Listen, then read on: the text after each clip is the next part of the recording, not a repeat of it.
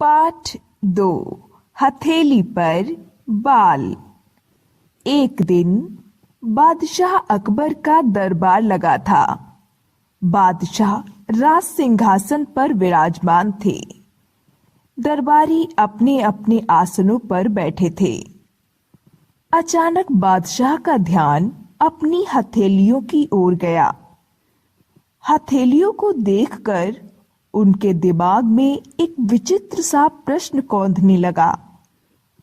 बादशाह ने बीरबल को अपनी हथेलियां दिखाते हुए पूछा, बीरबल, यह बताओ कि शरीर के दूसरे अंगों की भांति मेरी हथेलियों पर बाल क्यों नहीं उगते?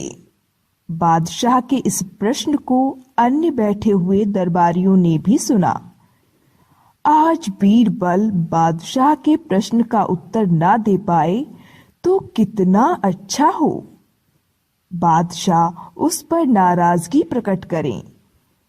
वे मन ही मन यह सोच रहे थे, परंतु उनकी उम्मीदों पर तब पानी फिर गया जब बीरबल तुरंत बोले, बादशाह सलामत, आप हर रोज अपने कर कमलों से दान करते रहते हैं।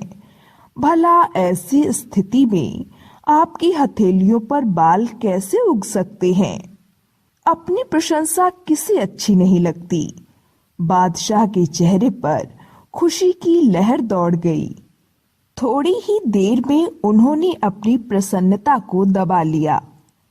वे कुछ क्षण सोचकर बोले, किंतु बाल तो तुम्हारी भी हथेली पर नहीं है बीरबल, ऐसा क्यों? बीरबल ने हाजिर जवाबी का परिचय देते हुए कहा, जहां पनाह, इसका कारण तो अत्यंत स्पष्ट है। आप जो सहृदयता एवं उदारता से दान देते हैं, उसे मैं इन्हीं से ग्रहण करता हूं। फिर भला मेरी हथेलियों पर बाल कैसे उग सकते हैं? बादशाह अकबर बीरबल के इस उत्तर से प्रसन्न तो हुए, परंतु पूरी तरह से संतुष्ट नहीं थे।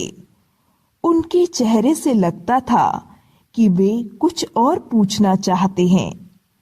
बादशाह ने तभी तीसरा प्रश्न पूछा, बीरबल, बाल तो किसी भी दरबारी की हथेली पर नहीं है, इसका क्या कारण है? यह सवाल सुनते ही बीरबल बोले, जहां पनाह, आपके दरबारियों की हथेलियों पर बाल उगते तो हैं, परंतु उनका ईर्ष्या भाव उनकी हथेलियों की हजामत करता रहता है। बीरबल का यह उत्तर सुनकर दरबारी जो पहले ही जले भुने बैठे थे, ईर्ष्या की आग में वे और भी अधिक जल उठे। शायद बादशाह बीरबल के इस जवाब की असली चोट को पूरी तरह समझ नहीं सके। वे उनकी ओर देखते ही रह गए। बीरबल को अपनी बात पूरी तरह स्पष्ट करने का मौका मिल गया। उन्होंने कहा, जहां पनाह, आप मुझे उदारता पूर्वक दान देते हैं, यह भला दूसरे दरबारियों को क्यों अच्छा लगेगा? वे ईर्ष्या द्वेषवश हाथ मलते रहते हैं, इसलिए उनकी हथेलियों के बाल झड़ जाते हैं। बीरबल का यह हास परिहास पूर्ण उत्तर सुनकर बादशाह अकबर खिलखिलाकर हंस पड़े। बेचारे दरबारियों की कुछ न पूछो, उनके चेहरे मुरझा गए। वे हाथ मलते रहे।